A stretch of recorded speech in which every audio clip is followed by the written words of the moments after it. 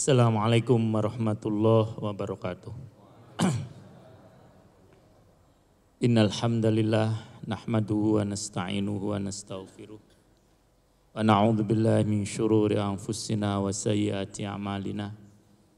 May yahdihillahu fala mudhillalah wa may yudlil fala hadiyalah. Asyhadu an la ilaha illallah wahdahu la syarikalah wa asyhadu anna Muhammadan abduhu wa rasuluh. Masya Allahu kan wa ma lam yasha lam yakun, la haula wa la quwata illa billahil aliyil azim. Amma ba'd. Habib Husin Alatos yang dimuliakan oleh Allah Subhanahu wa taala, ikhwan akhwat yang dimuliakan oleh Allah Subhanahu wa taala. Sudah begitu banyak kita mendapatkan pencerahan dari beliau. Apa masih perlu ditambah? Takut malah nanti hilang jadinya. Ya. Jadi kalau dilihat dari segi kajian-kajian beliau adalah hikmatus syar'iyah. Hikmah dari pensyariatan semua yang menjadi ketentuan Allah Subhanahu wa taala berupa agama. Sehingga para ulama menyatakan bahwasanya unsur ibadah itu ada dua yang utama. Apabila salah satunya tidak terpenuhi, maka satunya tidak terpenuhi. Pertama adalah unsur hissi, unsur yang tampak.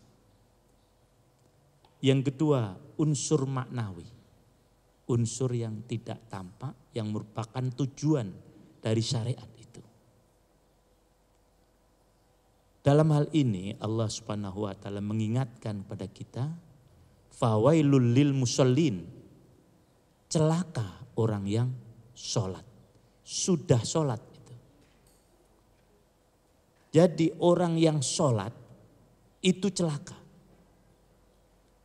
Orang yang sudah sholat celaka. Itu kalau dalam sholat.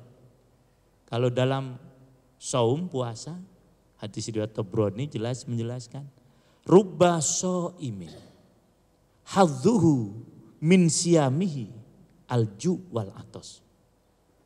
Banyak orang yang berpuasa yang dia dapatkan hanya lapar dan dahaga, tidak yang lain. Nah, manusia atau umat Islam rata-rata hanya berhenti pada yang hissi saja. Apa sholat yang hissi? Sholat yang hissi, sholat yang ditentukan definisinya oleh ulama fikih. Af'alun waqwalun mubtada'atun bitakbir wa muhtatamatun bitaslim. Selesai. Yang namanya sholat adalah ucapan, perbuatan yang dimulai dengan takbir, diakhiri dengan salam. Selesai sholat ini. Tapi orang yang begini ini bisa disebut oleh Allah tadi, celaka dia sholatnya. Karena apa?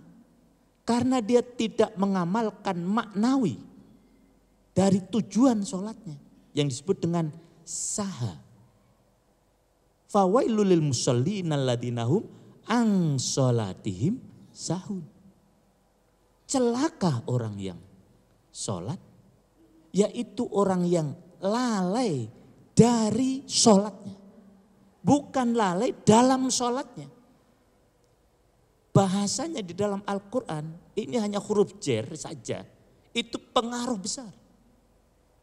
Bukan alladzina hum fi sholatihim sahun, bukan.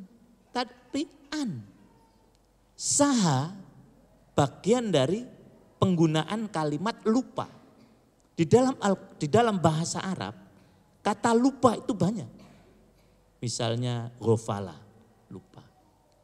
Nasya, lupa. Nah, kenapa Allah tidak menyatakan wahum an sholatihim ghafilun atau nasun? Tetapi Allah menggunakan sahun. Sahayasu itu orang yang lupa dari tujuan. Itu namanya sahayasu.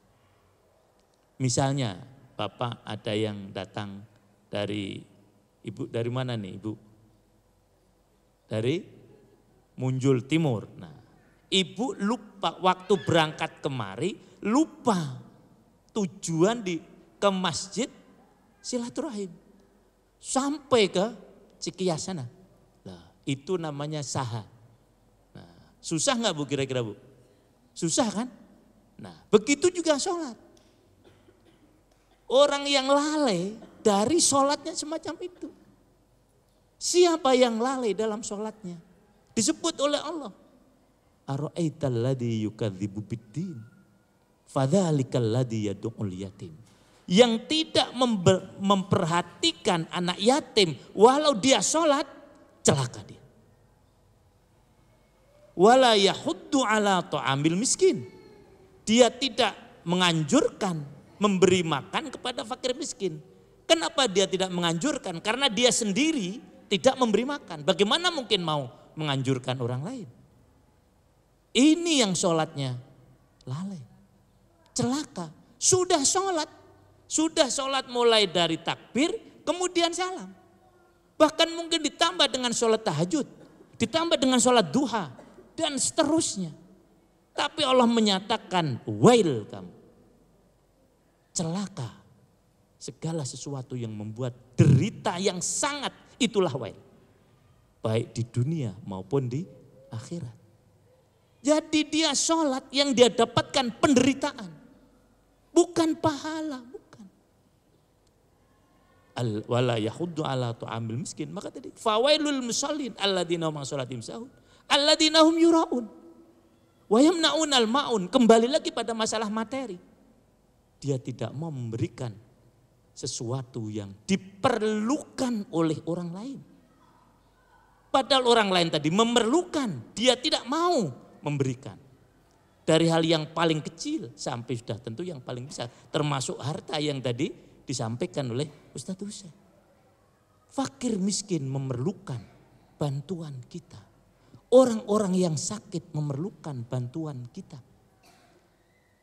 Orang-orang yang sedang belajar memerlukan bantuan kita. Orang tua yang anak-anaknya sedang belajar memerlukan bantuan kita. Itu semuanya termasuk dari maun. Segala sesuatu yang diperlukan. Sementara kita tenang menganggap kita sudah sholat, selesai. Bukan para ikhwan.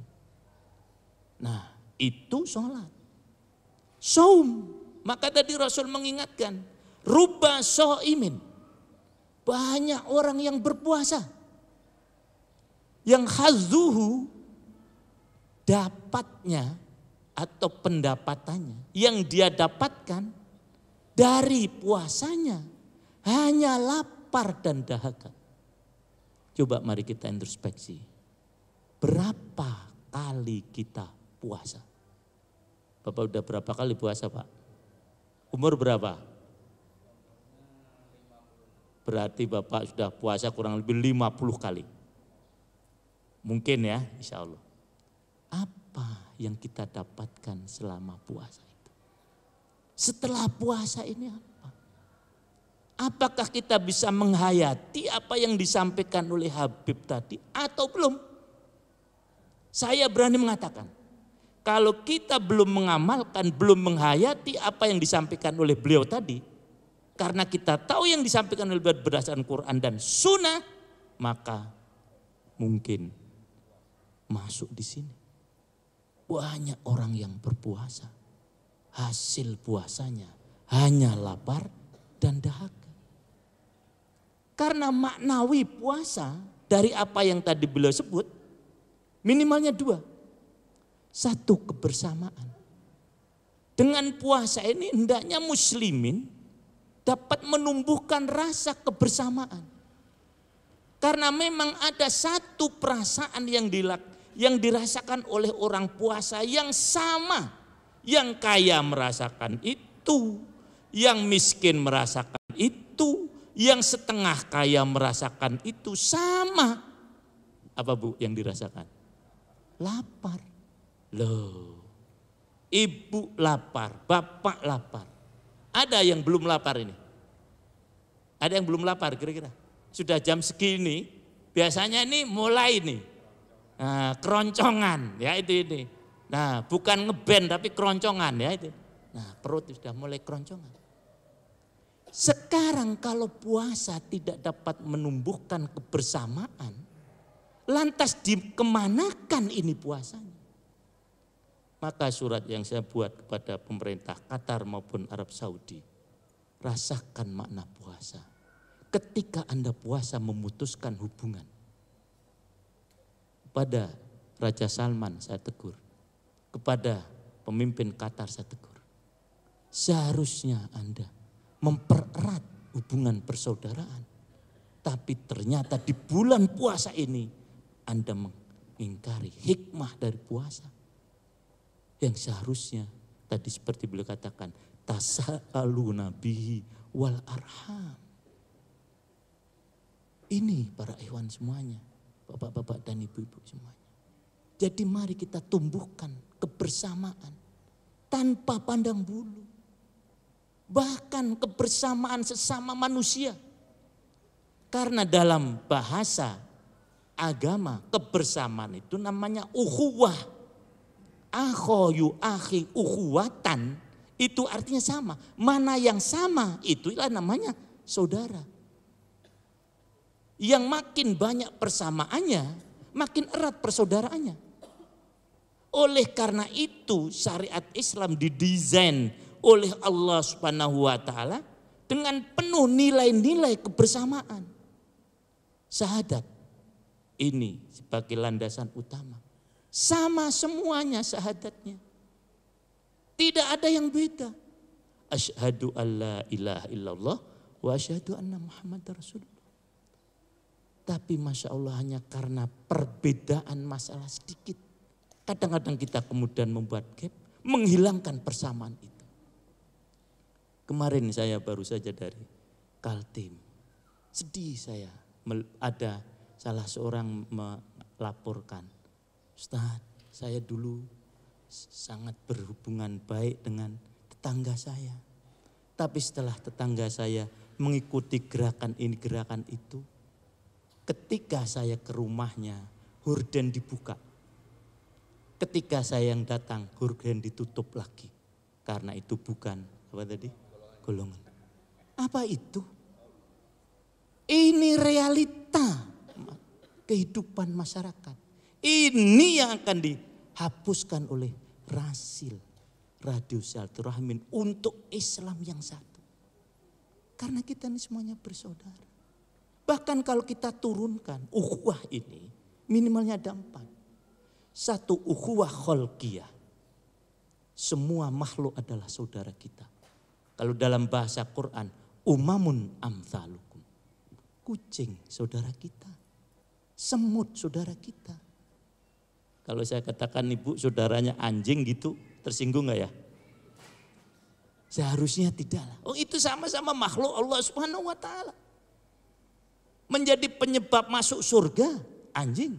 Menjadi penyebab masuk neraka, kucing. Karena itu saudara kita. Ukhuwah khalqiyah. Tumbuh-tumbuhan saudara kita. Maka kita harus berhubungan baik dengan dia. Kemudian meningkat. Ukhuwah insaniyah. Persaudaraan sesama manusia. Dengan siapa saja. Nah, sesama manusia. Kita berbuat baik. Rasulullah SAW telah mencontohkan bagaimana berinteraksi dengan orang-orang non-muslim. Begitu indah di Madinah. Maka sampai kotanya namanya Madinah. Kota yang penuh dengan peradaban. Walaupun masih dipertentangkan soal kedudukan riwayatnya. Ketika Nasrani Najran datang ke Madinah, hari Ahad mereka perlu tempat ibadah. Apa yang disampaikan? Ditawarkan, kau ibadah di masjid. Tapi datang kemudian orang-orang yang tidak tahu menyatakan Islam begitu kejam kepada non-muslim. Tidak pernah ada. Maka seperti tadi yang disampaikan oleh beliau. Tidak ada orang Islam. Malu orang Islam kalau masuk Islam karena pedang. Yang akan membunuh beliau. Memang begitulah Islam. Betapa riwayat Rasulullah SAW sering menyuapi seorang perempuan tua, nenek tua Yahudi yang beliau suapi bertiap hari. Maka ketika Abu Bakar sebagai khalifah, beliau bertanya kepada ibunda kita Aisyah, wahai putriku, setelah saya jadi khalifah, apa yang belum saya lakukan dari apa yang dilakukan oleh Rasulullah SAW? Apa jawab ibunda kita? Semua sudah ayah. Hanya satu yang ayah belum lakukan. Apa? Beliau sering menyuapi wanita Yahudi miskin di pojok kota Madinah. Kau masih ingat? Ingat. Maka datanglah Abu Bakar dan ibu tadi buta. Sehingga tidak tahu siapa yang menyuapi. Terlepas dari sanad riwayat ini, tapi matanya indah sekali. Isinya indah sekali. Kemudian disuapilah oleh Abu Bakar. Ibu tadi komentar, kok tidak seperti kemarin suapannya. Kemarin itu halus, lembut. Bu, hari ini yang menyuapi beda dengan yang kemarin. Loh, siapa yang menyuapi saya kemarin-kemarin? Itu adalah Rasul kami, Muhammad. Oh, yang setiap hari saya cerca itu orangnya. Itu setiap hari saya cerca. Ya betul Bu. Sekarang kemana? Dia meninggal dunia. Dan sayalah gantinya. Kemudian ibu tua Yahudi yang buta tadi masuk Islam. Inilah Islam.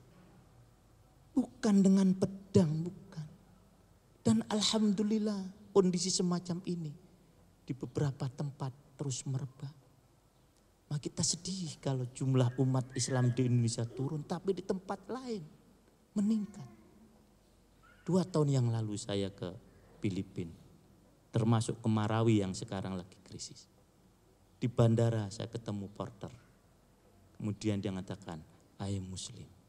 Saya Muslim. Kemudian saya tanya, banyakkah orang-orang seperti Anda? Iya, betul. Saya dulu Katolik. Sekarang saya Islam.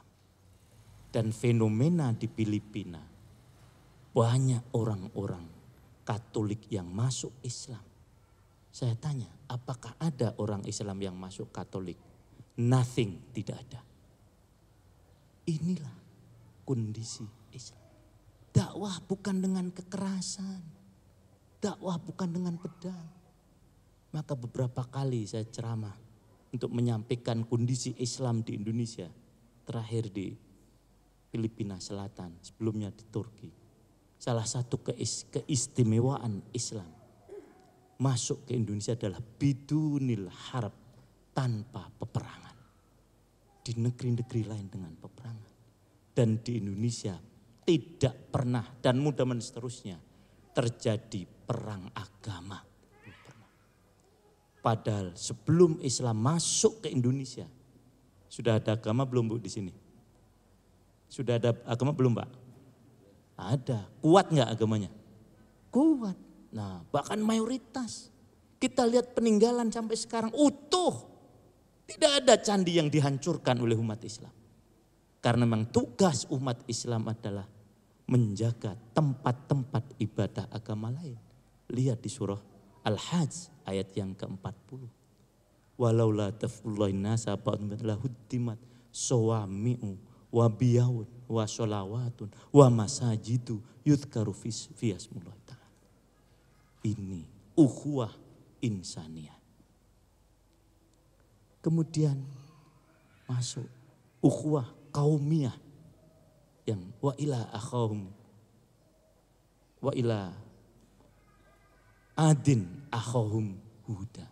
Artinya apa? Perkauman, kebangsaan tidak bisa dihilangkan. Hanya memang Islam tidak membolehkan benar atau salah bangsa saya, bukan. Memang Allah menciptakan kita. Wa ja'alnakum syu'uban wa qabaila lita'arafu. Indonesia seluruhnya ini saudara kita. Tidak bisa dipungkiri. Tidak bisa ditolak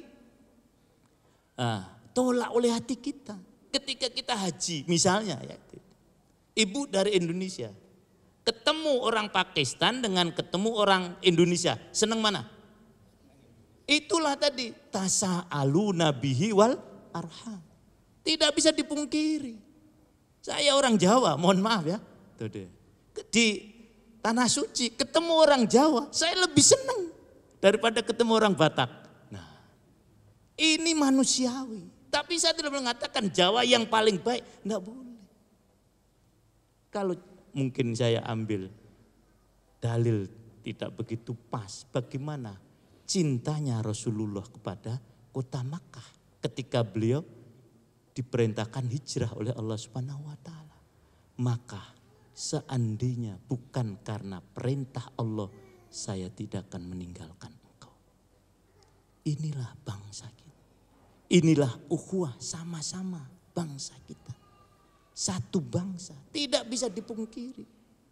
Puncaknya adalah ukhuwah Islamiyah, ukhuwah imaniyah, karena kita sesama Islam, karena kita sesama orang yang beriman. Maka Allah menyatakan innamal mu'minuna ikhwah, bukan innamal muslimuna ikhwah. Ini kata ikhwah di dalam Al-Quran biasanya digunakan untuk persaudaraan yang masih satu keturunan. Sementara yang bukan satu keturunan menggunakan ikhwan. Fa in tabu wa aqamus sholata wa atawuz zakat fa ikhwanukum fiddin.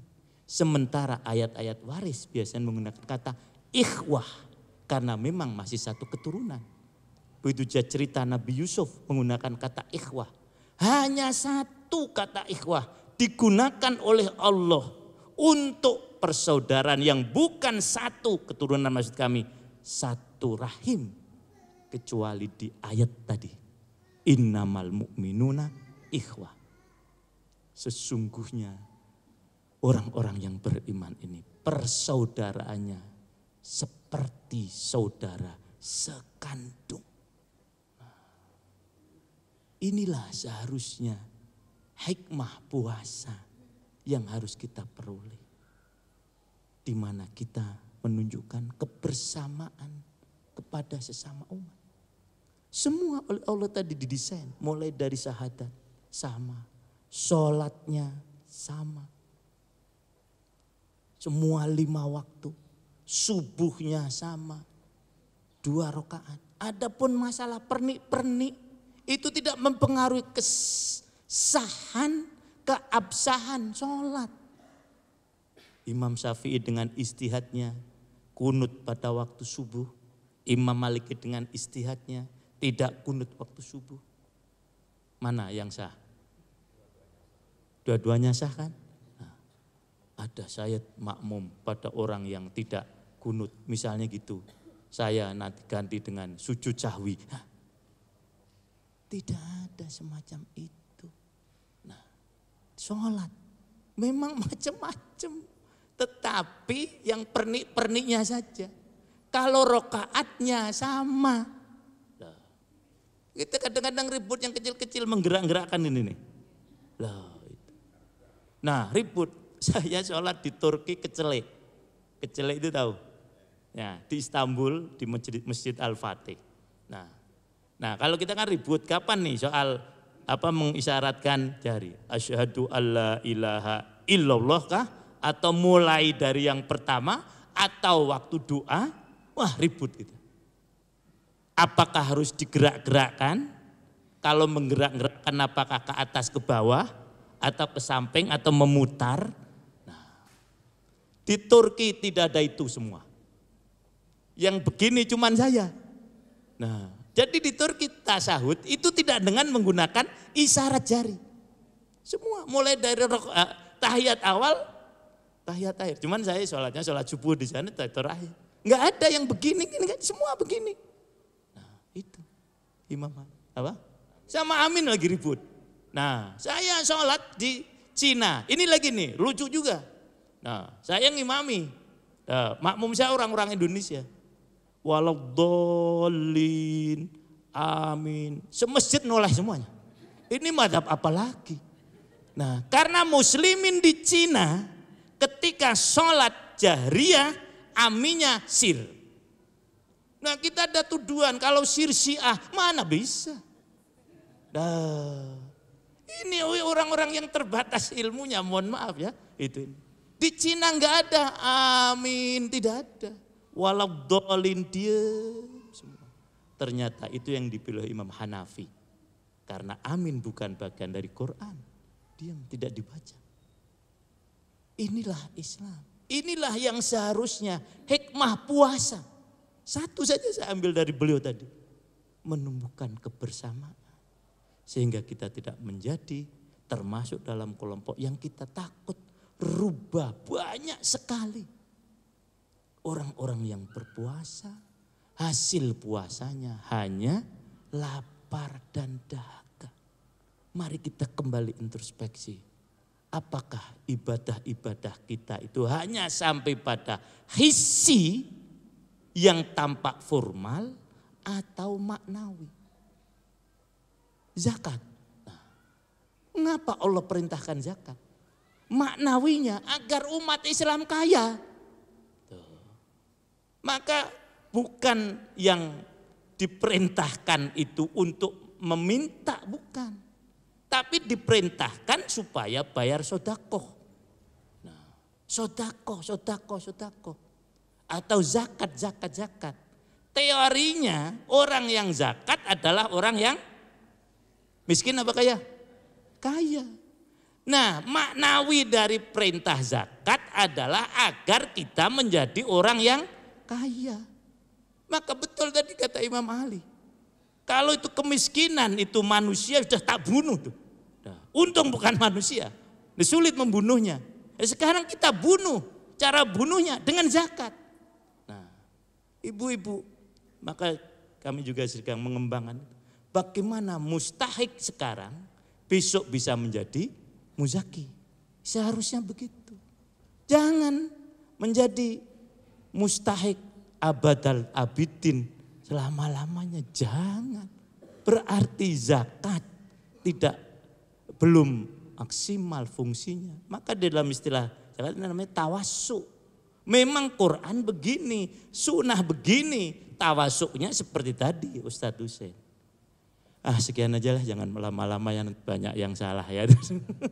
Jadi inilah yang dapat saya sampaikan untuk menguatkan apa yang tadi beliau sampaikan. Mudah-mudahan manfaatnya, kurang dan lebihnya mohon maaf. Adanallahu majma'in. Wassalamualaikum warahmatullahi wabarakatuh. Sekarang bagi yang bertanya jawab ini ya, kita persilakan. Teman, silakan.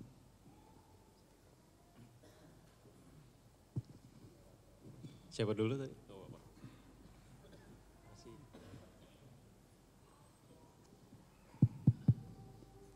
Assalamualaikum warahmatullahi wabarakatuh. Ustadz Hussein, saya mau tanya yang kemarin surat Maryam ayat 46.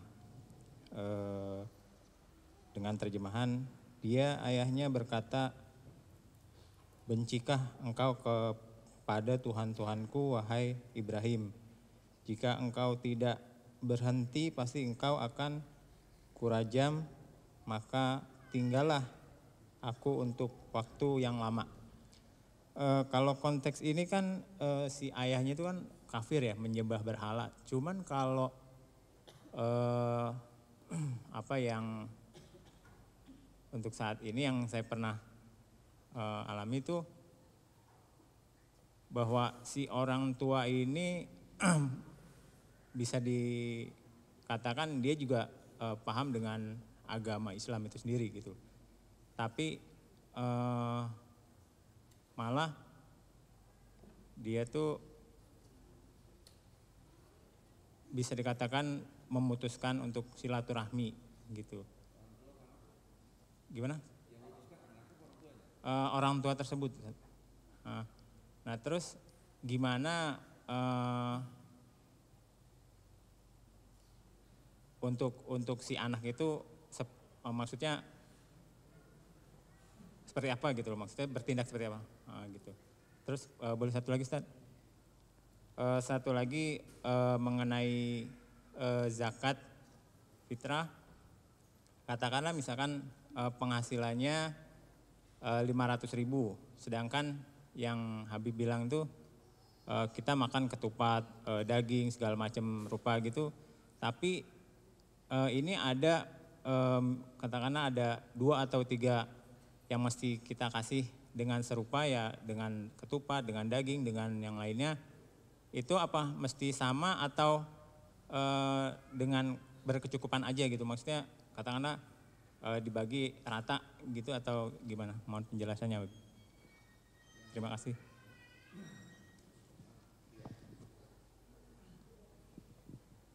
Bismillahirrahmanirrahim. Assalamualaikum warahmatullahi wabarakatuh. Ustadz Hussein dan Ustadz Yahsallah Mansur yang dirahmati Allah Subhanahu wa taala. Sedikit ingin menanyakan Ustadz Hussein mengenai masalah zakat yang dibahas tadi. Sebagaimana kita tahu kondisi di Indonesia berdasarkan Gini rasio ataupun ketimpangan sosial cukup besar. Dari lembaga Oxfam di awal tahun ini mengeluarkan data bahwa 4 kekayaan orang Indonesia setara dengan 100 juta orang miskin jika digabungkan. Nah ini kan luar biasa sekali Ustadz mengenai ketimpangan sosialnya ini. Nah terkait dengan juga potensi zakat. Potensi zakat yang harusnya bisa dikelola ataupun bisa dihasilkan dari Indonesia sendiri adalah sebesar kurang lebih hampir 250 triliun. Cuma nyatanya di tahun 2016 baru hanya terkumpul sebesar 3 triliun. Nah yang jadi pertanyaan dari saya adalah bagaimana Ustaz cara kita untuk menyampaikan kepada orang-orang yang lain ataupun orang-orang yang seperti saya misalnya masih awam dalam hal ilmu agama. Nah bagaimana cara kita untuk mengajak orang lain Ustaz, gitu, bahwa kalau misalkan kita berzakat hanya 2,5% tidak akan mungkin hanya berpengaruhnya sedikit. Sedangkan kalau kita berzakat 20% bisa membawa hasil yang lebih banyak. Pernah saya kejadian untuk menyampaikan hal seperti itu di salah satu masjid bersama dengan teman-teman, mereka menanyakan dalilnya dari mana. Bahkan kita bisa dituduh, ya kalau misalnya tidak ada dalilnya ya berarti ini bukan dari tuntunan dari Rasulullah. Nah seperti itu Ustaz, terima kasih. Wassalamualaikum warahmatullahi wabarakatuh. Assalamualaikum warahmatullahi wabarakatuh. Ustaz Sten, berikut Ustaz Yaksa Daun. Setelah saya mendengar tadi dari hikmah yang ini luar biasa, saya melihat dalam pengertian zakat ini, yang saya tangkap dari dulu, yang saya dari kecil mengenai zakat ini kan hanya 2,5% saja. Setelah penjelasan seperti ini, ternyata terbalik dengan pemikiran yang saya dapat gitu kan. Kalaupun seandainya menurut yang saya pertanyakan adalah begini, saya bisa meminjam dalam arti kata memaknai zakat tadi. Kalau melihat dalam pengertian memaknai zakat tadi, harusnya kalau kesadaran masyarakat Indonesia tentang apa yang dijelaskan tadi, akan terjadi insya Allah. Yang jadi masalah fenomena ini kan udah terjadi udah sekian tahun dan ini akhirnya menjadi jargon yang bawa yang namanya zakat itu 2,5%. Nah sosialisasi ini kan masih minim, tidak semua orang mengetahui tentang hikmah ini.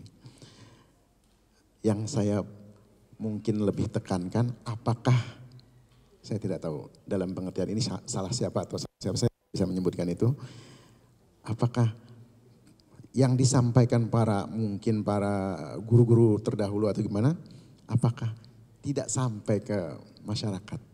Itu mungkin bisa dijawab dari kedua. Terima kasih. Bismillahirrahmanirrahim. Kita jawab nanti kita pindah ke Ibu insyaallah ya. Pertanyaan dari Pak Keli pertama-tama. Ayat yang antum tanyakan tadi, A'udzubillahi minasyaitonirrajim. Qala araqibun anta an alihati ya Ibrahim. Raghibaan dalam bahasa Arab berbeda dengan raghiba fi. Kalau raghiba fi itu suka, condong. Ya. Kalau raghibaan berpaling. dan tidak menyukai. Jadi sang ayah bertanya pada Ibrahim, araghibun anta an alihati ya Ibrahim? Apakah kamu berpaling, ya, menolak untuk menyembah Tuhan? La illam tantahi, kalau kau tidak menghentikan dakwah kamu, seruan kamu, la arjumannaka, saya akan merajam kamu, melontari kamu dengan batu. Kemudian wahjurni maliya, kau tinggalkan aku sejauh-jauhnya dalam waktu yang lama. Artinya si ayah tidak lagi apa? Tidak lagi ingin berdekatan dengan anaknya. Tapi jawaban anak, jangankan terhadap yang muslim, jangankan terhadap yang, ini ayahnya kan seorang non muslim kan? Penyembah berhala lagi, bukan ahli kitab. Qala salamun alaika. Dia mengatakan, semoga keselamatan menyertai kamu. Sa'astaghfiru laka rabbi. Qala salamun alaika sa'astaghfiru laka rabbi innahu kana bi hafiya. Saya akan berusaha untuk memohon ampun kepada Allah bagimu, ya. Dan Tuhanku benar-benar amat perhatian dan menyayangi aku. Ini Ibrahim selalu mendoakan orang tuanya sampai terbukti orang tuanya benar-benar menolak menerima kebenaran dan statusnya sebagai orang yang memusuhi Allah. Baru Ibrahim setelah itu berhenti mendoakan orang tuanya. Nah, kalau seorang non muslim, anaknya bersikap lemah lembut seperti ini, apalagi berhadapan sesama muslim. Kadang-kadang hanya disebabkan persoalan atau perbedaan pendapat. Kalau ayahnya mengusir dirinya, si anak tetap sebagai seorang anak berupaya untuk menjalankan kewajiban dia, berbakti pada orang tuanya. Diterima, tidak diterima, ditolak, dia laksanakan kewajibannya, orang tua akan bertanggung jawab pada Allah dengan sikapnya. Tapi kalau orang tuanya katakan mengusir dia karena kesalahan orang tua, si anak tidak berupaya untuk melakukan pendekatan pada orang tuanya, bersikap baik pada orang tuanya, dia berarti melalaikan kewajiban dia sebagai seorang anak untuk berbakti pada ayah ibunya. Karena kebaktian pada ayah ibu kedudukannya setelah kita bertauhid pada Allah. Wa qadha rabbuka alla ta'budu illa iyyah wa bil walidaini ihsan. Kalau kedua orang tua memaksa kita untuk mengikuti perbuatan mereka yang tidak benar, tidak perlu kita taati. Tapi jangan dengan alasan begini, kita langsung tidak bersikap baik pada mereka. Wa in jahadaka ala an tusyrika bi ma laysa laka bihi ilmun fala tuti'huma. Kalau kedua-duanya memaksa kamu untuk melakukan perbuatan yang kamu tidak ketahui dasar kebenarannya, jangan kamu taati mereka.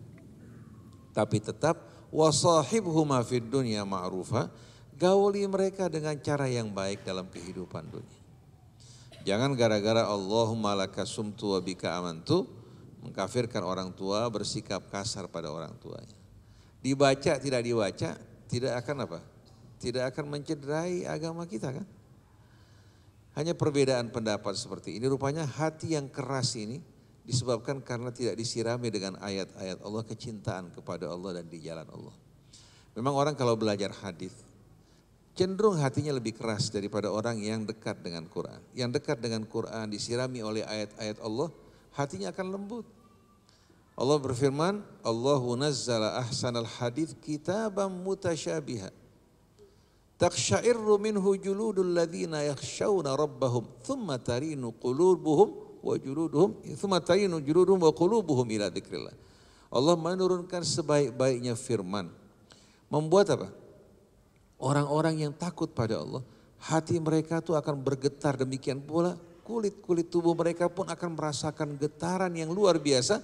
Kemudian hatinya melunak, melembut untuk mengingat Allah Subhanahu wa ta'ala. Tapi kalau orang belajar hadis terpisah dari Al-Quran, hatinya sedikit demi sedikit akan mengeras, muncul rasa sentimen, sinis terhadap orang yang berbeda. Dan langsung dia mengklaim, dialah orang yang paling benar mengikuti sunnah Nabi kita Muhammad SAW. Seperti yang Ustadz Yahyallah Mansur sampaikan tadi, kalau orang berkeliling menyaksikan dunia Islam, hatinya tidak akan sempit. Dr. Yose Rizal bersama rombongan Mercy berangkat ke Afghanistan. Mereka makmum di belakang itu imam begitu waladhdallin, Ini rombongan Messi, amin. Begitu selesai sholat semua orang membalikkan matanya. Nah kalau di Indonesia orang tidak baca amin apa?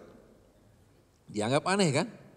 Padahal kalau mereka tanya latar belakang dan sebabnya atau orang yang berilmu berbicara tidak akan ribut. Betul enggak? Saya baca amin tidak keras. Ya, tidak baca amin dengan keras. Tapi saya enggak mengatakan orang yang baca amin dengan keras batal sholatnya. Bukan saya kok yang menentukan. Saya mengikuti apa yang menenteramkan hati saya. Orang lain mengikuti apa yang menenteramkan hatinya. Dan saya yakin yang tidak baca amin, yang baca amin dengan keras tidak batal sholatnya. Lagi diterima tidak diterimanya sholat dapat dilihat sebetulnya tanda-tandanya. Semakin jauh dari kemungkaran, dari perbuatan yang keji, semakin dekat dengan hamba Allah, hatinya semakin lembut. Ini ciri orang yang diterima sholatnya. Tapi kalau sholatnya banyak, jidatnya hitam, akhlaknya kasar, jalannya angkuh, semakin sholat semakin angkuh di atas muka bumi. Ini orang-orang yang diusir oleh Allah Subhanahu wa ta'ala. Karena sholat itu subhanallah membuat pandangan mata seorang sorot matanya lembut. Air mukanya juga berbeda. Maka ketika Allah mengatakan, simahum fi wujuhihim min atharis sujud, tanda-tanda mereka pada wajah mereka, pada dahi mereka dari bekas-bekas sujud. Ini bukan hanya tanda hitam. Simahum fi wujuhim, tanda mereka pada wajah mereka, wajah orang yang sholat itu ya, beda sama wajah orang yang tidak sholat. Sampai sorot matanya, kelembutannya. Nah kalau tandanya hanya hitam di sini, 3 hari 4 hari bisa hitam. Gosok-gosok atau katakan dibekam langsung hitam. Betul enggak? Tapi bagaimana sahabat-sahabat Nabi kita Muhammad SAW yang dulu dalam kejahilian setelah mereka beriman, penuh kemesraan, kehangatan, sampai mengutamakan saudara mereka daripada diri mereka dan anak-anak mereka. Jadi sahabat Rasul di saat berkumpul penuh dengan kecintaan. Dan mereka bukan hanya berbagi 2,5%, 10%. Sampai ada yang mau bagi separuh hartanya untuk saudaranya kaum muhajir.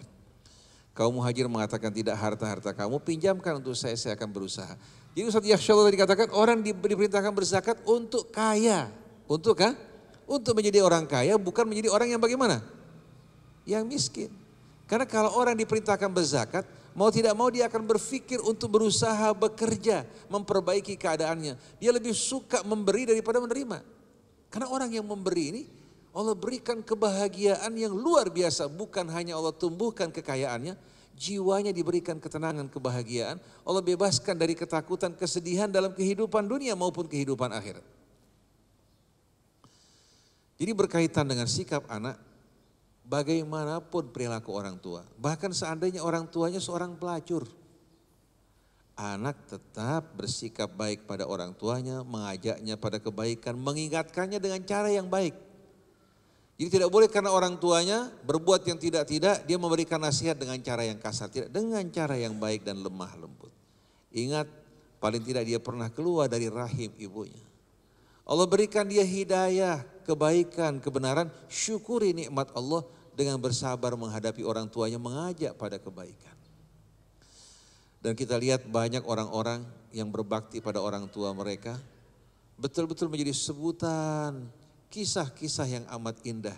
Seperti yang Nabi kisahkan mengenai seorang tabi'in, sebetulnya dia hidup pada masa Nabi tidak sempat untuk mendatangi Nabi. Karena apa?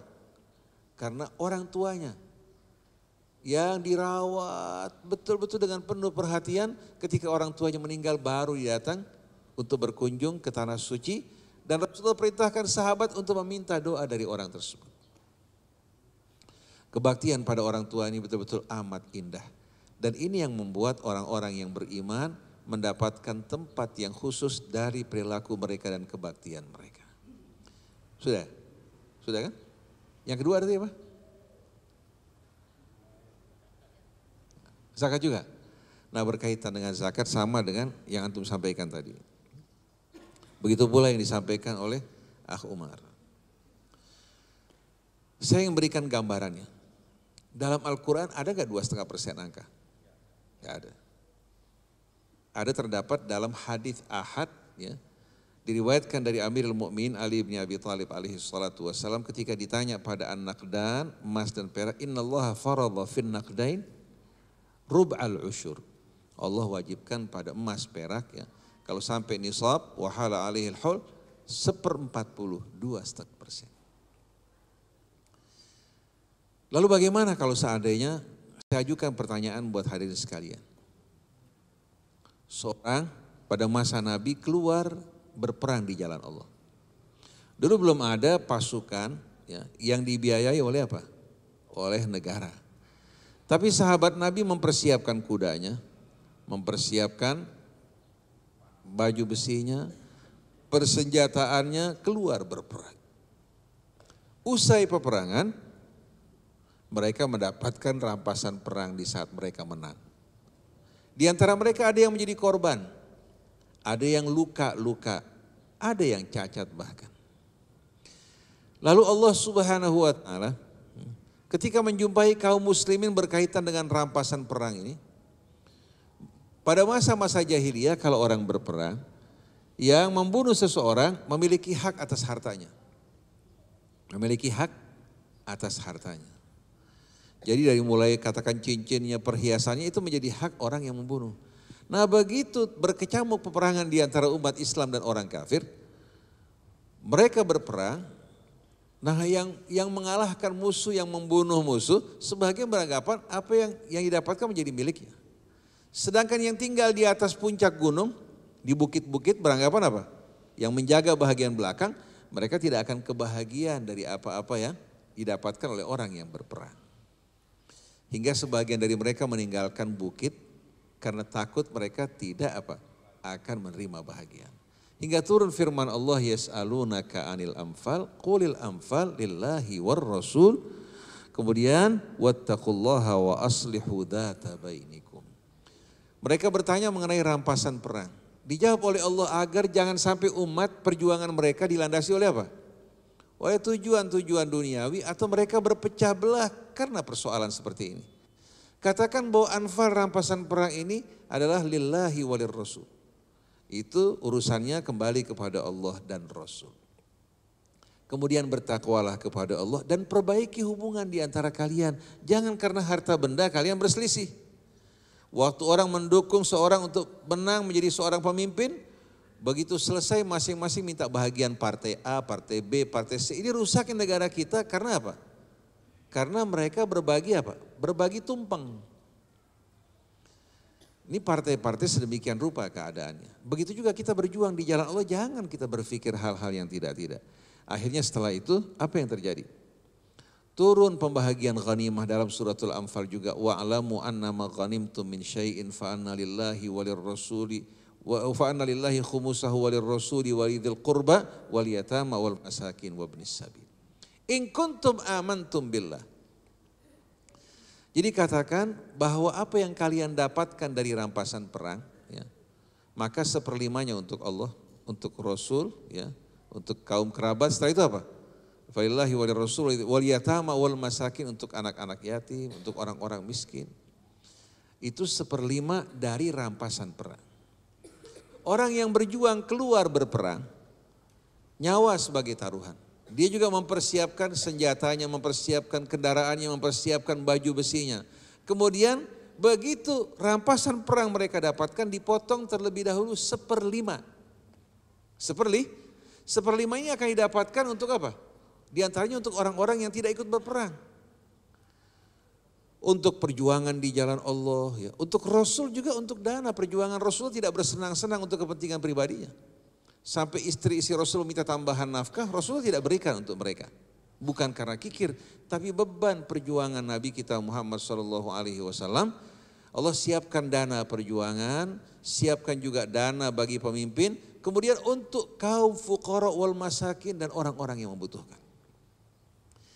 Nah kalau orang yang taruhannya nyawa, harus mempersiapkan juga kebutuhan-kebutuhan perang.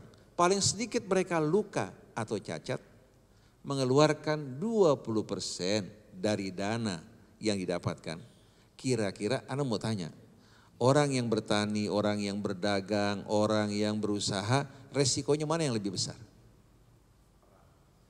Orang katakan yang mengembangkan juga burung walet dan sarangnya. Kira-kira mana yang lebih berat dibandingkan antara mereka?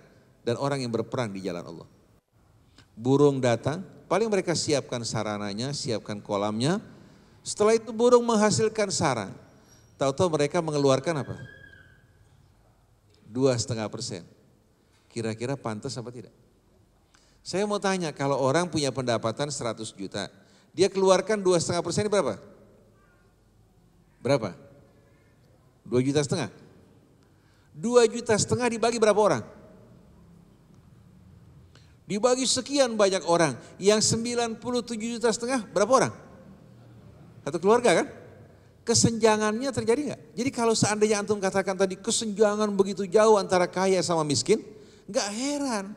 Karena pemahaman kita mengenai apa? Mengenai zakat dan sebahagian dari perekonomian Islam seperti itu. Yang 2,5% dibagi ribuan orang, yang 97 apa? Justru untuk siapa? Untuk satu keluarga. Ini tercipta kesenjangan. Apalagi mereka yang kaya sebelum berzakat mereka potong beli mobil, kredit mobil, cicilan rumah, cicilan ini, betul enggak?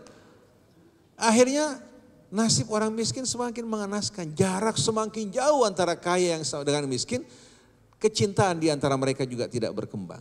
Ini sebetulnya merupakan sebab dibalik semua ini. Beda dengan apa yang terjadi pada masa Rasul, innallaha faradha fi amwalil aghniya ma yasuddu hajata fuqaraihim.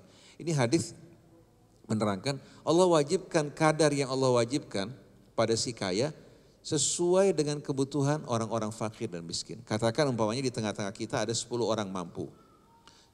Terdapat 90 orang enggak mampu. Dikeluarkan zakat 10% masih tidak mencukupi orang yang mampu. Naik enggak kewajibannya? Dari 10 naik 15%. Masih belum cukup. Naik 20%. Masih belum cukup juga. Naik 25%. Katakan sampai 50% baru cukup, wajibnya 50%. Kenapa? Karena kewajiban yang Allah wajibkan pada si kaya ini apa? Wajib menunjang, melindungi saudara mereka yang beriman. Mereka butuh makan, butuh tunggu tahun depan. Atau dia mengatakan zakat saya udah habis. Mereka enggak makan, mereka susah, mereka menderita. Kita bertanya mana kira-kira firman Allah innamal mu'minuna ikhwah. Oleh karena itu dalam pemerintahan Islam, kalau seandainya terjadi krisis ekonomi, simpanan rakyat dan masyarakat itu bisa dibekukan sementara waktu. Rakyat yang punya uangnya diberikan untuk kebutuhan mereka sampai ekonomi negara dalam keadaan stabil. Dan pemerintah bisa mengambil dari rakyat kalau tidak terdapat sumber kekayaan alam yang mencukupi. Negara kasnya kosong, kebutuhan orang-orang fakir, miskin yang membutuhkan cukup besar. Sedangkan dari dana pemerintah tidak ada, pemerintah bisa mengambil dari orang-orang yang mampu, kadar yang diambil yang mencukupi kebutuhan orang-orang yang butuh dari mereka. Ini yang dikatakan wal mu'minun wal mu'minat ba'duhum, tapi pemerintah punya kewajiban membuka lapangan pekerjaan, memberdayakan mereka. Sampai akibat kemiskinan, kalau seorang mencuri, ditemukan dia mencuri karena dirinya lapar dan anak-anak yang lapar. Hukuman pencurian dihentikan langsung. Dia mencuri karena lah. Nabi mengatakan idra'ul hudud bisyubhat. Kalau ada syubhat yang menjadi penyebab terjadinya pelanggaran tersebut, langsung dibatalkan hukum Allah. Oleh karena itu ketika berapa orang mencuri seekor onta, disembelih kemudian dimakan, tuannya mengadu pada Rasulullah pada Sayyidina Umar bin Khattab radhiyallahu anhu. Sayyidina Umar langsung panggil mereka. Kenapa kalian mencuri? Dibilang tuan kami ini mempekerjakan kami, tidak memberikan makanan yang layak buat kami, maka kami curi ontanya, kami sembelih dan kami makan dagingnya. Yang dihukum bukan mereka, tuannya dihukum. Tuannya dihukum. Nah banyak kita jumpai orang-orang berusaha, usahanya maju kaya raya. Sedangkan apa? Yang kerja sama dia hidupnya makin hari makin susah, makin melar. Bahkan puluhan tahun kerja nggak punya apa-apa sama sekali. Puluhan tahun bekerja, tidak punya apa-apa, tidak ada jaminan bagi mereka. Ini kan kesenjangan yang ditimbulkan oleh orang Islam.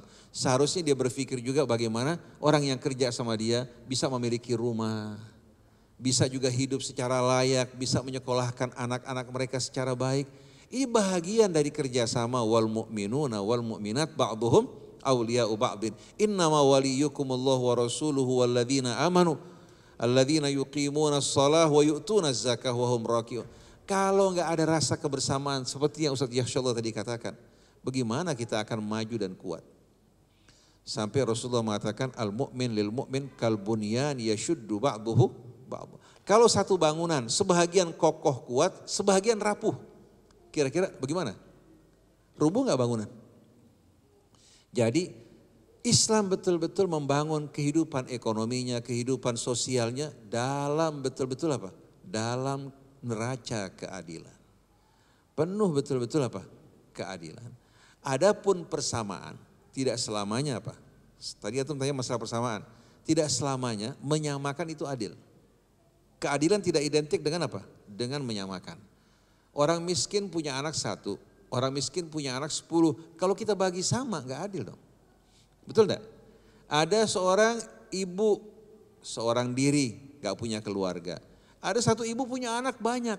Kalau diberikan bahagianya sama ya enggak adil. Keadilan memberikan sesuai dengan apa? Dengan kebutuhannya.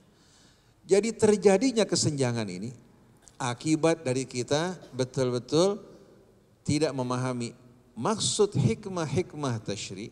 Kita hanya memahami hukum Allah secara apa? Secara lahir dan secara harfi, tidak memahami makna hikmah di balik semua itu. Jadi kalau antum katakan tadi potensi zakat 200 berapa? 213 triliun. Sedangkan yang terkumpul hanya 3 triliun. Kalau 213 triliun dikumpulkan, mencukupi nggak kebutuhan?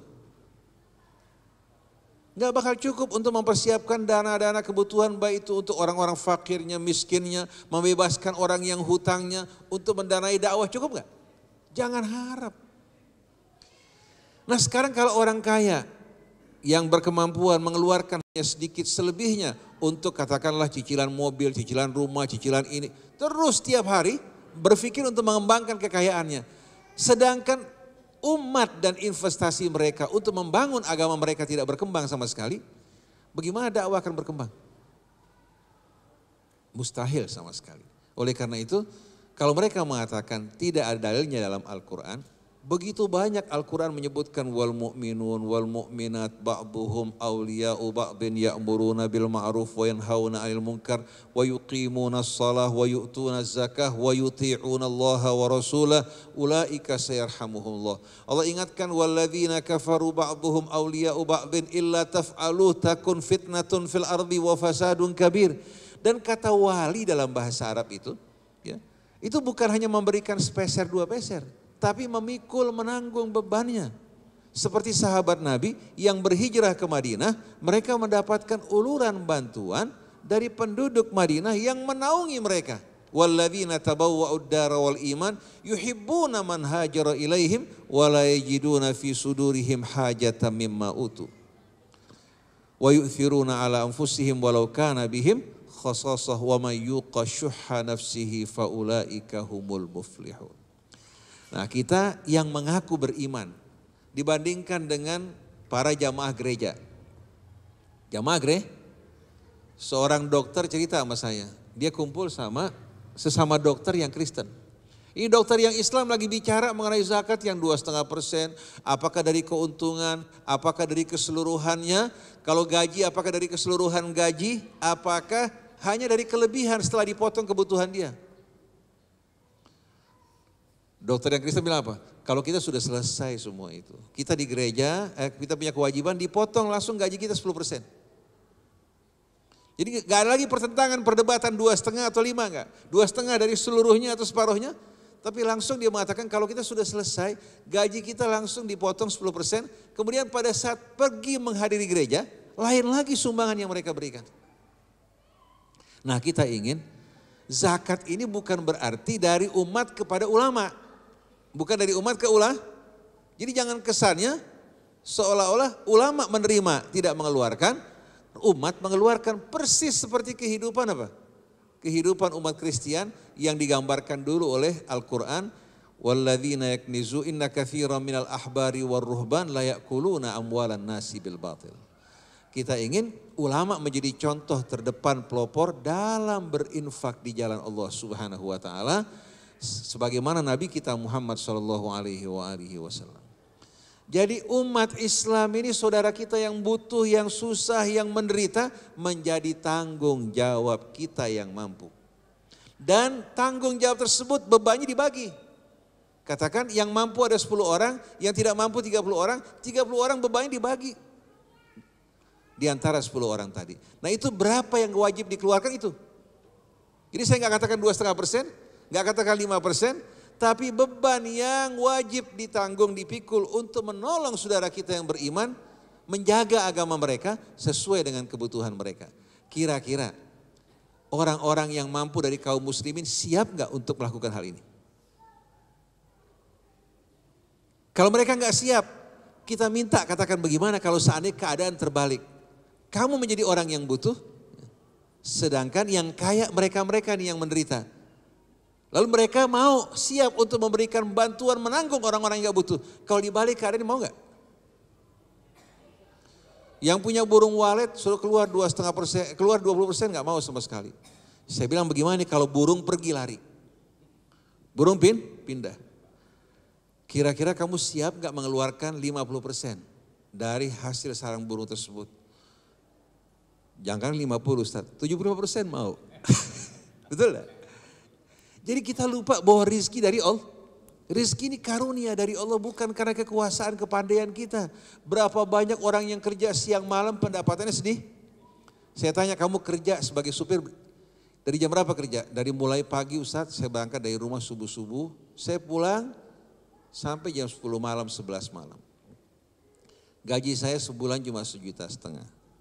Kemudian kalau saya kerja sampai jam 10 ditambahin untuk kebutuhan saya. Anak kamu sekolahnya ditanggung gak sama Tuhan kamu? Dibilang enggak, 1,5 juta dikasih buat saya. Tambah kalau saya kerja sampai jam 10, 12 malam ditambah 100.000. Itu kalau seandainya kerja malam. Ini yang kerja sama kita orang Islam bukan? Mau gak anak-anaknya maju? Berkembang pendidikannya. Kalau kita berpikir untuk dia anak-anaknya, seperti kita berpikir untuk anak kita, insya Allah umat akan maju. Tapi kalau kita hanya berpikir anak kita di sekolah unggulan yang baik, yang maju, sedangkan supir kita, pekerja kita, pembantu kita, mereka mau maju bukan tanggung jawab kita.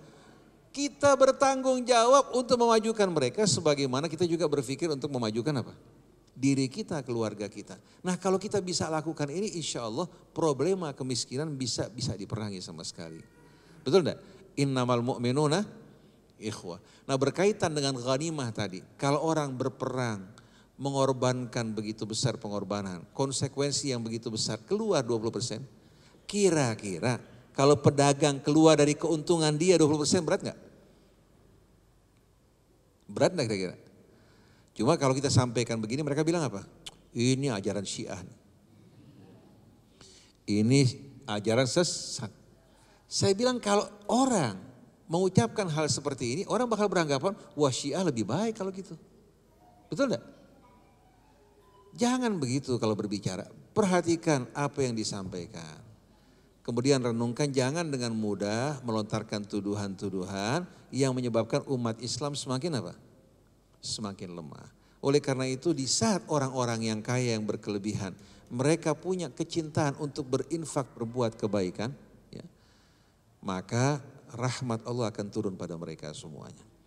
Kita keluarkan zakat kita nggak menghitung lagi 5%, 10%. Kalau seandainya saya keluarkan 20% saja, orang yang datang minta sama saya katakan saya sudah habis 20%, mereka masih gak cukup. Apalagi saya sebagai seorang ustaz, selagi saya mampu untuk memberi, saya keluarkan apa yang wajib buat saya. Terkadang kita begitu, saya merasakan begitu uang masuk, sudah ada yang nunggu orang minta. Uang masuk sudah ada yang nunggu. Terkadang saya dagang ini, apa yang modal saya itu gak bisa sama sekali ya. Jarang bisa apa? Dari hasil keuntungan saya bisa kembalikan untuk jadi modal lagi. Jadi saya katakan punya modal 100 juta.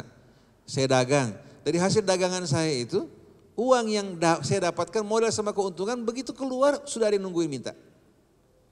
Tapi Allah kasih alhamdulillah begitu saya mau beli barang lagi buat modal datang rizki dari jalan gak terduga-duga.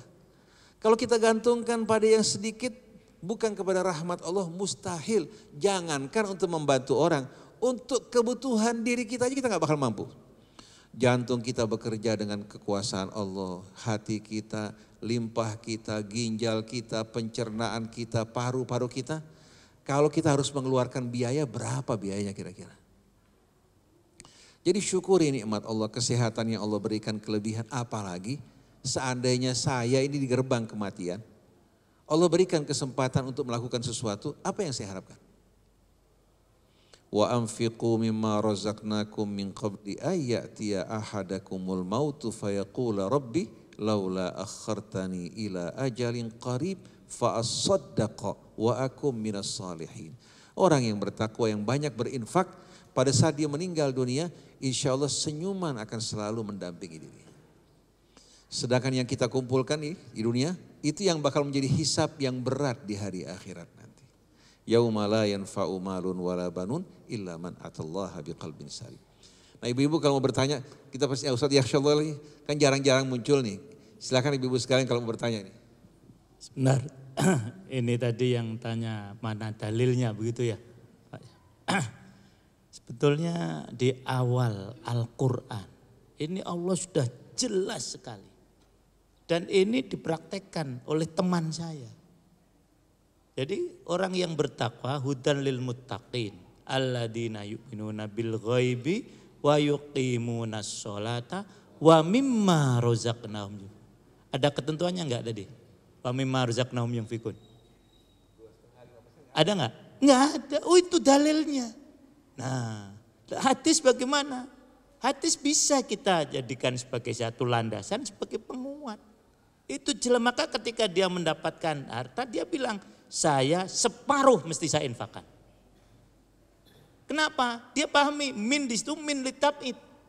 Sebagian saya dapat 1.500.000 saya keluarkan. Dan ternyata tidak tambah miskin, tambah kaya.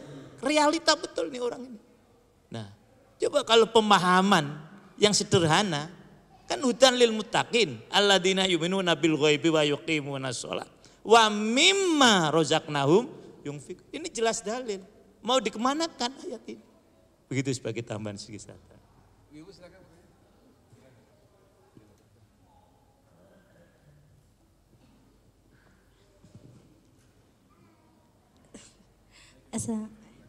Assalamualaikum warahmatullahi wabarakatuh. Pak Ustadz, aku mau nanya tentang sholat. Bagaimana menurut pandangan syariat Islam tentang saf laki-laki yang sejajar dengan saf perempuan ketika sholat untuk berjamaah, namun terdapat satir untuk memisahkannya. Sebab sebagian orang mengatakan tidak boleh saf perempuan dengan saf laki-laki itu sejajar. Sedangkan jika tidak diisi maka saf paling depan itu akan kosong. Di saf bagian perempuan itu akan kosong dan ini membuat perselisihan di kalangan sebagian perempuan, bahkan sampai untuk menanya atau siapapun menjadi canggung cara menyikapinya hal tersebut bagaimana. Dan yang kedua, aku mau bertanya tentang saum. Kan kalau misalkan kita lagi puasa kan kita harus jaga lisan, mata dan telinga. Jika ada seorang teman yang curhat sama kita, tapi dia curhatnya itu malah menjelekan orang lain, dan kita itu kan sedangkan mendengarnya aja itu udah nggak boleh, dan kita mau pergi untuk biar nggak mendengarkan curhatan tersebut, sedangkan dia malah bilangnya kita nggak menghargainya. Cara menyikapi teman tersebut itu kita harus bagaimana supaya nggak membuat dia merasa tersinggung juga. Udah. Terima kasih. Memang dalam ibadah itu ada yang sifatnya sudah baku, tauqifi, ya. Kemudian juga qot'i, ada juga yang tadi pengembangan. Nah kalau soft sholat ini memang ketentuannya semacam itu. Jadi sebaik-baik soft laki-laki adalah yang di depan. Sebaik-baik soft wanita adalah yang di belakang. Jadi aturannya memang depan belakang bukan samping kanan, samping kiri, bukan. Ya itu. Jadi itulah solusi agar tidak terjadi yang soft kosong tadi. Jadi yang perempuan seperti di sini ini perempuan di belakang, kemudian laki-laki di depan. Itulah aturan yang dibuat oleh Rasulullah SAW. Bahkan belum berikan aturan rinci, ya laki-laki dewasa dulu di depan. Kemudian setelah itu anak-anak di belakang laki-laki dewasa. Kemudian setelah itu anak-anak wanita di belakang anak-anak laki-laki, kemudian wanita dewasa itu di belakang anak-anak. Jadi itulah aturan soft semacam itu. Tetapi sudah tentu itu tidak mempengaruhi sah atau tidaknya sholat. Misalnya ada soft perempuan yang di samping ya silakan sholatnya tetap sah ya. Begitu ya, ini yang tadi soal soft. Bisa dipahami. Nah, kemudian soal puasa ya ini. Memang betul ya, puasa ini seharusnya kita kata Al-Quran kan jelas la'allakum tattaqun, untuk menjaga diri. Termasuk menjaga pendengaran kita, menjaga penglihatan kita, itu bagian daripada takwa. Nah, oleh karena itu apabila ada hal-hal yang tidak baik, sudah tentu kita jaga telinga kita dari hal yang tidak baik tadi. Kita bisa sampaikan baik-baik bahasanya ini memang nanti akan mempengaruhi puasa kita. Jadi jangan sampai kita puasa hanya puasa tidak makan dan tidak minum, sementara itu yang lainnya tidak puasa. Ya, jadi yang seperti tadi hendaknya dihindarkan. Sampaikan baik-baik kepada yang tadi ingin curhat, kecuali di muka pengadilan. Lain lagi, ya ini. Oh ini kamu jangan gunjing orang, oh nggak ada gunjing kalau di muka pengadilan. Sama seperti istrinya Abu Sofyan ya. Suami saya itu pelit ya Rasulullah gitu. Nah membeli saya tuh nafkah segini nih, saya boleh nggak ambil? Ini kan di hadapan Rasulullah, dia memberikan menceritakan keburukan suaminya. Begini ini boleh kalau memang curhatnya tadi dalam rangka hukum mencari keadilan ya. Jadi boleh dengarkan kalau memang akan memberikan solusi ya. Jadi akan memberikan solusi. Tapi kalau tidak memberikan solusi sudah jangan. Seperti kita melihat tayangan TV yang biasa gunjing orang itu. Nah, apa namanya tuh? Gosip kan? Kita kira-kira ketika kita nonton ada dua bintang film yang lagi ribut, kita bisa nggak ngasih solusi? Nah, udah matiin aja TV-nya ya, itu dengerin aja TV Rasil ya. Nah, itu kurang lebihnya satu.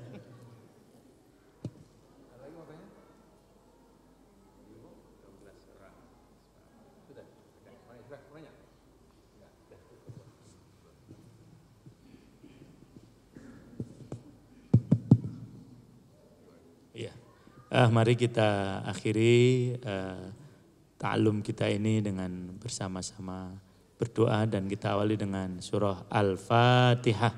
A'udzubillahi minasyaitonirrajim. Bismillahirrahmanirrahim. Alhamdulillahirabbil alamin. Ar-Rahmanirrahim. Maliki yaumiddin. Iyyaka na'budu wa iyyaka nasta'in. Ihdinas siratal mustaqim. Siratal ladzina an'amta 'alaihim ghairil maghdubi 'alaihim waladdallin. Amin. A'udzu billahi minasyaitonir rajim. Bismillahirrahmanirrahim. Alhamdulillahirabbil alamin.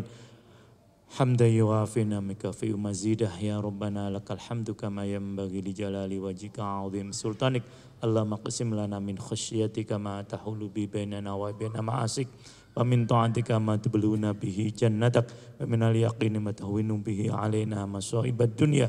Allahumma matti'na bi asma'ina wa absarina wa quwwatina ma ahyaitana waj'al artamana waj'al tarana lamang zalamana wanshurna ala man adana wa la taj'al musibatina fi dinina wa la taj'alid dunya akbar hammina wa la mablagha ilmina wa la tusallit alaina wa la yarhamna wa la yansuruna. Allahumma la tada' fi majlisina hadha danban illa ghafartah wa la aiban illa satartah wa la hamman illa farustah wa la hajatan min hawajin wal akhirah ya laqardun illa illa qadaitaha ya arhamar rahimin. Rabbana la tu'akhidna in nasina aw akhtana. Rabbana wa la tahmil alaina isran kama hamaltahu 'alal ladzina min qablina. Rabbana wa la tuhmilna ma la taqata lana bih wa'fu 'anna waghfir lana warhamna anta maulana fansurna 'alal qaumil kafirin. Rabbana ighfir lana wa liwalidina warhamna kama rabbayana shighara. Rabbana ij'alna muqimina shalah wa min dzurriyyatina. Rabbana taqabbal du'a.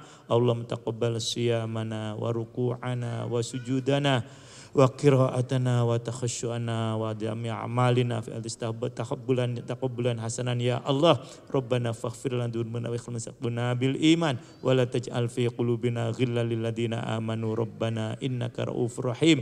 Rabbana atina fid dunya hasanah wa fil akhirati hasanah wa qina adzabannar wa adkhilnal jannah ma'al abrar ya aziz ya ghaffar ya rabbal alamin. Wa sallallahu ala sayyidina Muhammadin wa ala alihi wa ashabihi wa sallam walhamdulillahi rabbil alamin. Bismillahirrahmanirrahim. Jadi para jamaah sekalian, insya Allah kita berjumpa kembali pada tanggal 9 Juli. Kita mulai pengajian kita, sekalian halal bihalal bertemu. Karena kadang-kadang jamaah kalau mau halal bihalal atau mau uat, datang ke rumah, ternyata kan orangnya keluar, lagi ke sana kemari kesian kan. Jadi kita kumpul insya Allah tanggal 9 sambil mulai ta'lim kita. Kita juga bertemu kembali, mudah-mudahan Allah terima amal ibadah kita. Dan jadikan hari kita di masa-masa kini akan datang lebih baik dari hari-hari sebelumnya. Subhanakallahumma wa bihamdik. Asyhadu an la ilaha illa anta astaghfiruka. Assalamualaikum warahmatullahi wabarakatuh. Ya Nabi, salamun